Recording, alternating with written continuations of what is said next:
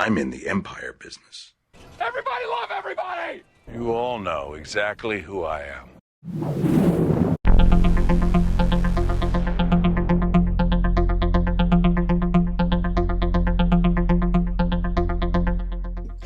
All right, guys, welcome back to Cooksey Media and our third show on the Des Nations.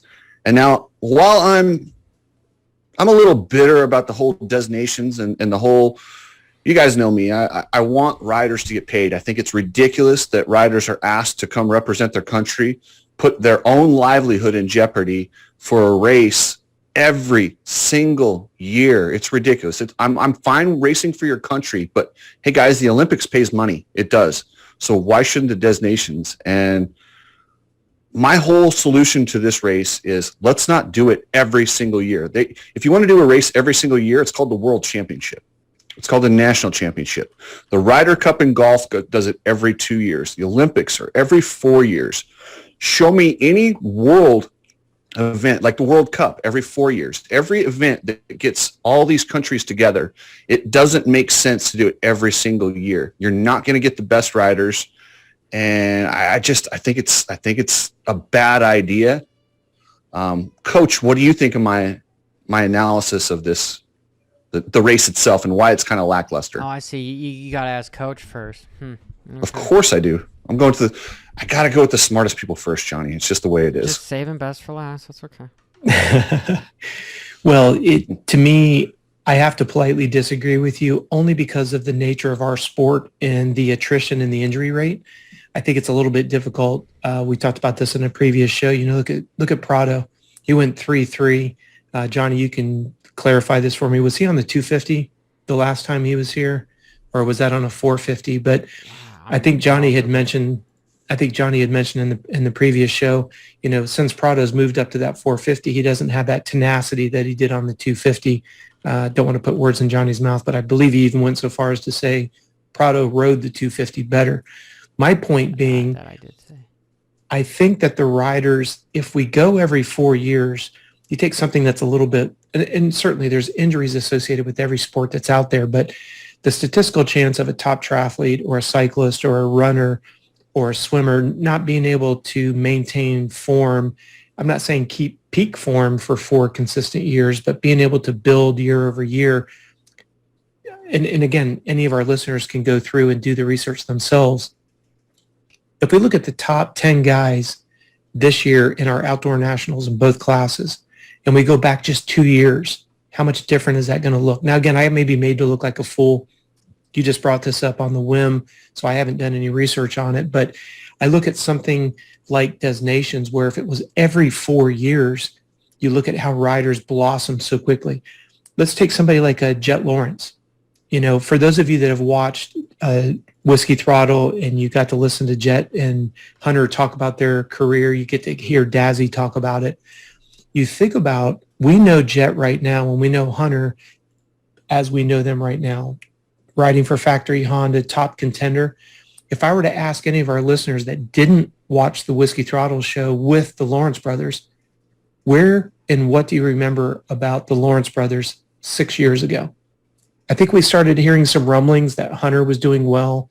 We know he was on the short list on the radar to come to the States, but now we know him as, you know, pretty dominant. That's the only reason why I would disagree with, because of our sport and the attrition rate and the class changes. I think we would lose a generation of athletes if we went every 4 years. Even if we went every 2 years, but I would agree. But what your point about the different riders, the different specific names, shouldn't matter at this event. The only name that really matters is that country that you're riding for. Good point. And it doesn't matter we just want the best riders of that era. And if it is every 4 years and the same country wins every 4 years, and clearly they're producing the best talent consistently. Yep. Maybe not the best guy every year. You're going to have to change the whole mantra, though, because I agree with you 100%.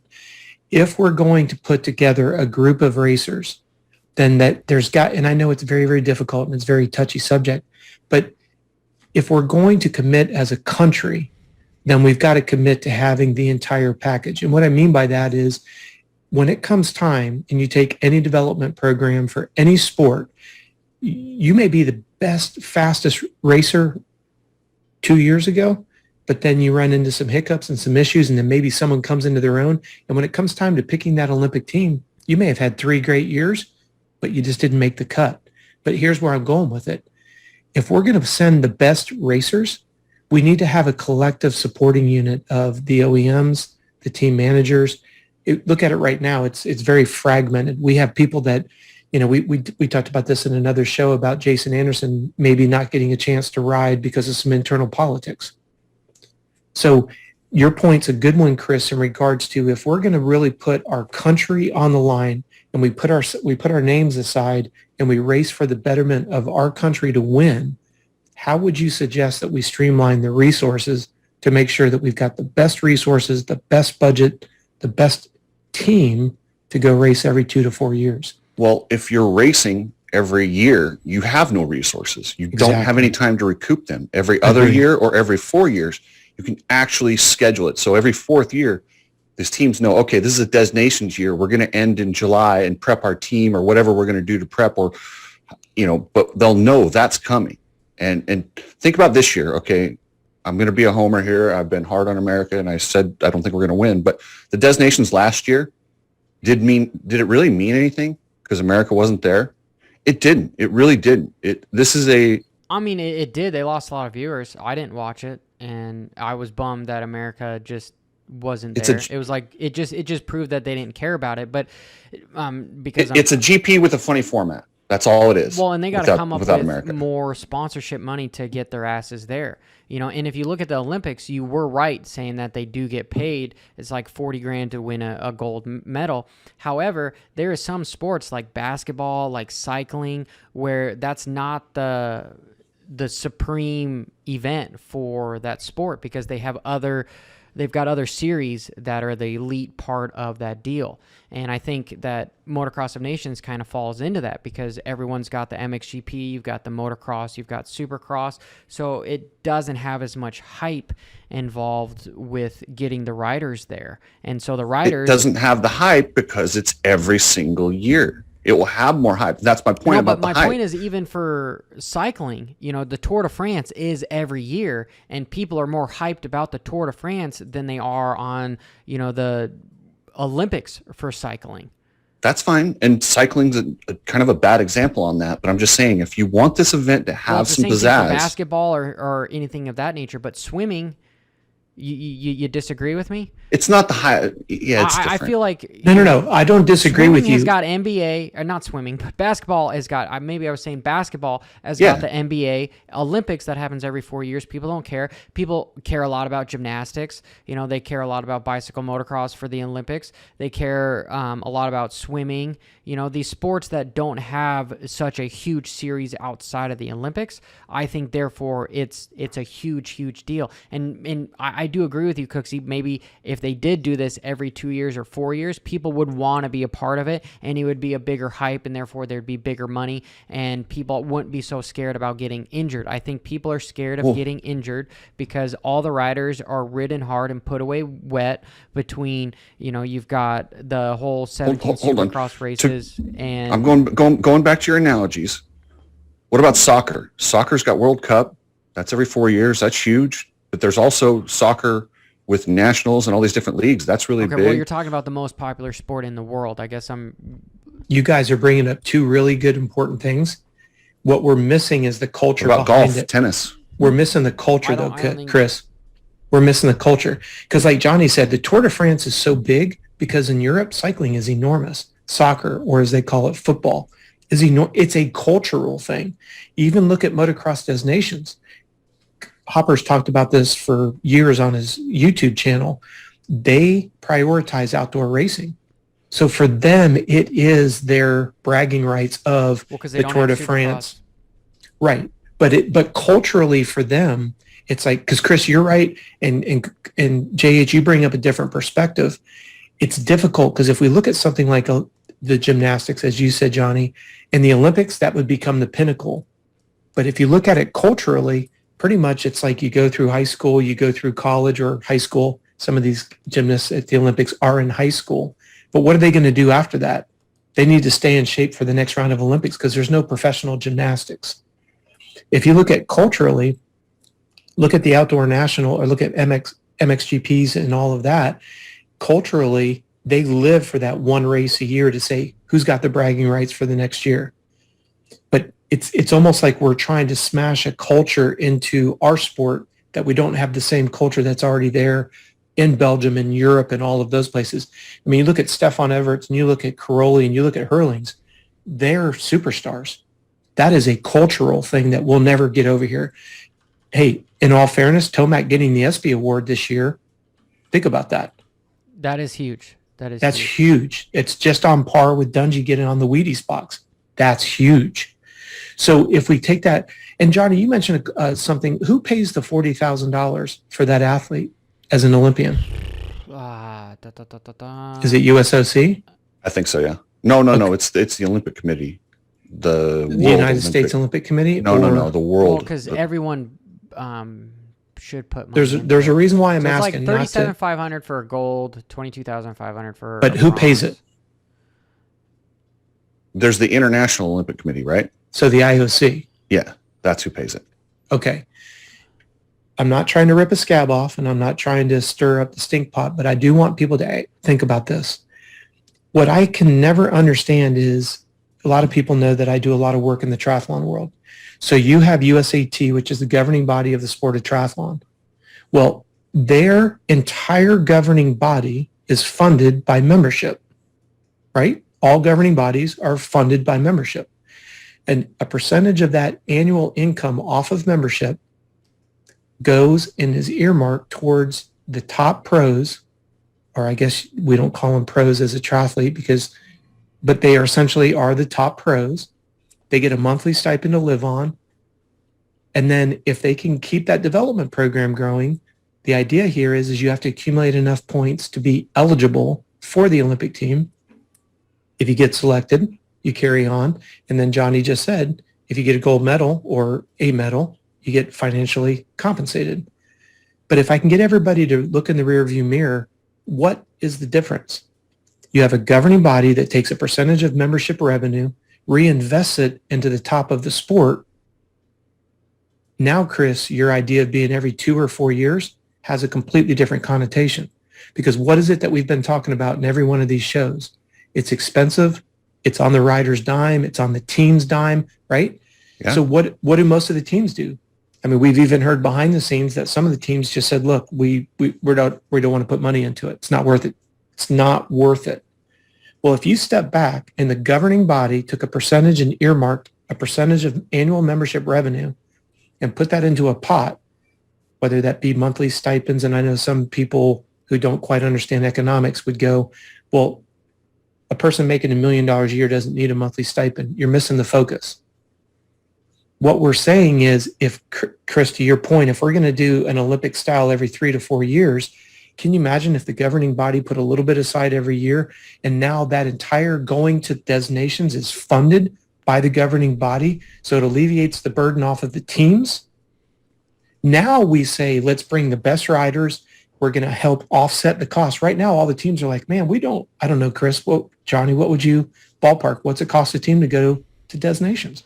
And we're not talking about here in the States, not here in the States, going elsewhere, creating it up, flights, being there for 3 weeks. You're probably talking $20,000 a bike to Easy. Put it over there. And because how long are they there for? 3-4 weeks? Let's say we're going to go do a race. Let's say designations is at Lomel. How early did the guys get in there? 2-3 weeks? You got mechanics with flights and everything to sit there. You know, that's a big now $250,000. $250,000 that's being funded by who? The OEMs. Yeah. And that's my point, though. You make a great case there, Coach. And I think if you did do it every 2 to 4 years, somewhere in that range, you build up the hype, you build it up, and it just makes it a better event. A ticket stipend too, you know, because it is one of the most popular fan-based races to go to.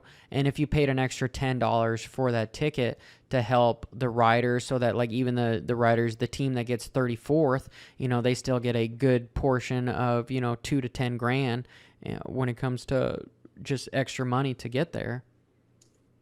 Think about this. how many months ago was it now? 2 months ago, 3 months ago, and there was $10 million that was now added to the fund. For super motocross. For super motocross, right? So my point is, and again, this isn't about stirring the stink pot. We're just brainstorming here. We're just playing ping pong with concepts. When somebody says there's no money to be made, and when a competing series all of a sudden shows up, a miraculous $10 million pot is now put together, how can you tell me that we can't afford to fund a Destinations team every 2 to 4 years? And I'm only speaking as if I was an OEM. That's all I'm speaking as. Because Chris, you made up a good point. If we're going to send the best riders, let's send them with the best equipment, and let's do it in a way that doesn't put a financial stress on the OEMs. Because, and you guys said it best, we're not promoting, hey, Chase Sexton won Destinations for Honda. We're not saying Eli won it for Yamaha. We're saying they did it for the United States, but who funded it? OEM Honda? OEM Yamaha? How did we get it to that point?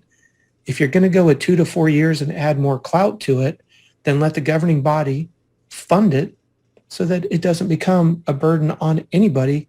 And it's really not even a burden on the membership. Because I know myself as a member, I wouldn't mind whatever the annual membership fee is. If they told me 2% of that's going to go to the Destinations Fund times however many members, that would be wonderful. Well, that's that'd be cool. What AMA should be doing too. It should be going to back to some of the riders for sure. You know, And, I mean, that's not even an if, that's an absolute. When you get your membership, it should be earmarked, are you moto, street, enduro, whatever you are, and then your dollars go to that vertical within the AMA. So if you're a moto guy or you want a piece, let's say you do 3 or 4, 25% of your membership goes to each one of those verticals, which is a funding that goes now to, I guess you could do 5 if we were doing supermoto. You guys can go with the math on this one. Way too logical there, Coach. There's no way they could do it. Well, I liked what Johnny did on his last video when he talked about how many years it takes and then how many hours and then what's that take per week to become an expert at something. And that's exactly what we're talking about is people go, oh, it can't be done. And Johnny gets his calculator out and he did it on the screen. And it's like you reverse engineer it. It can be done. How do we know that? Because they just found $10 million between 2 organizations.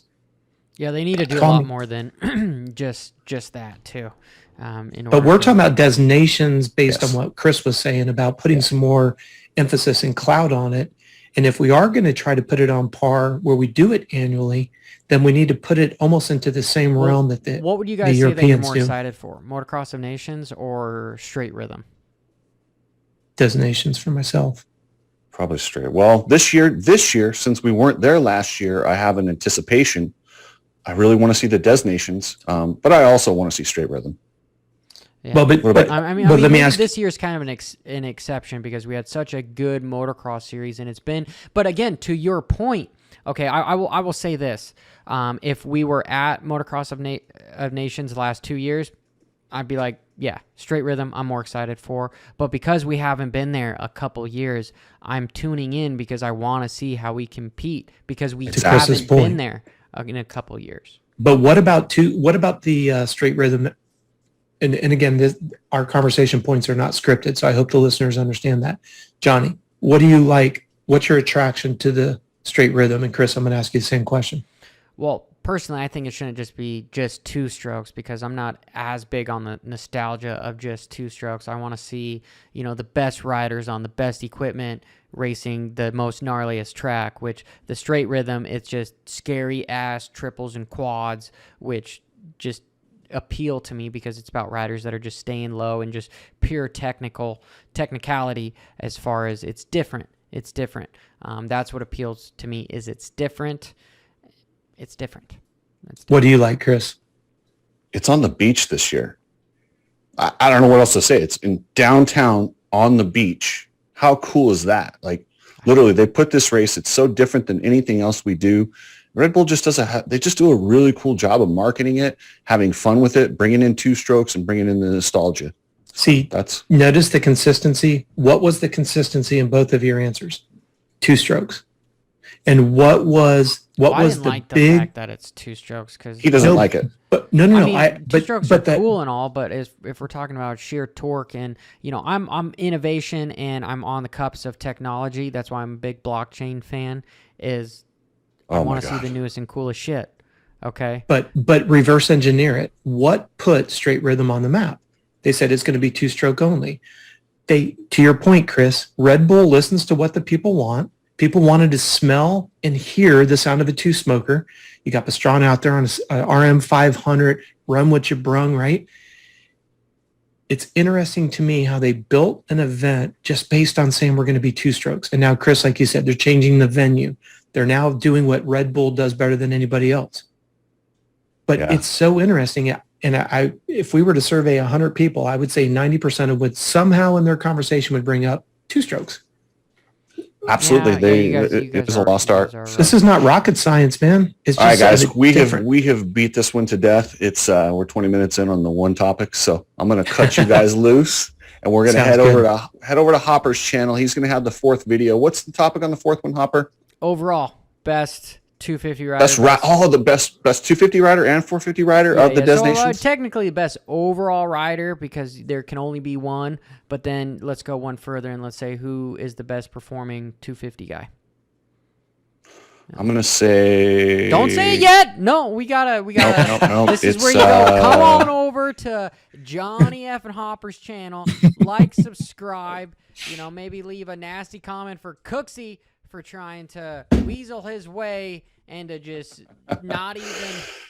Anyway, I love you, Cooksey. Okay. All right, Hopper. I'll catch you later. Later, guys.